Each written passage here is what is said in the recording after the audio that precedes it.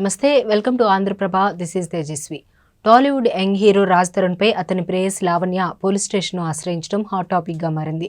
రాజ్ తరుణ్ తనను పెళ్లి చేసుకుంటానని నమ్మించి వదిలేసి వెళ్లిపోయాడని లావణ్య నార్సింగి పోలీస్ స్టేషన్లో ఫిర్యాదు చేసింది.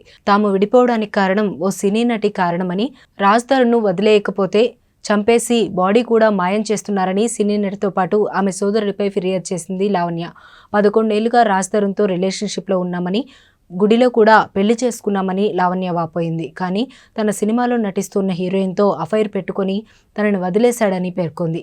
3 నెలల క్రితం రాజ్ తరుణ్ ఇంటి నుంచి వెళ్లిపోయి దూరంగా ఉంటున్నాడని, రాజ్ తరుణ్ను వదిలేయకపోతే చంపేసి బాడీ కూడా మాయం చేస్తామని బెదిరిస్తున్నారని లావణ్య చెప్పింది. గతంలో తనను డ్రగ్స్ కేసులో కావాలనే ఇరికించారని లావణ్య ఆవేదన వ్యక్తం చేసింది. ఈ కేసులో అరెస్ట్ అయి 45 రోజులు జైల్లో ఉన్నా కూడా ఆ సమయంలో రాజ్ తరుణ్ తనకు ఎలాంటి సాయం చేయలేదని పేర్కొంది. ప్రస్తుతం లావణ్య రాజ్ తరుణ్ల రిలేషన్షిప్ ఇష్యూ వైరల్గా మారింది.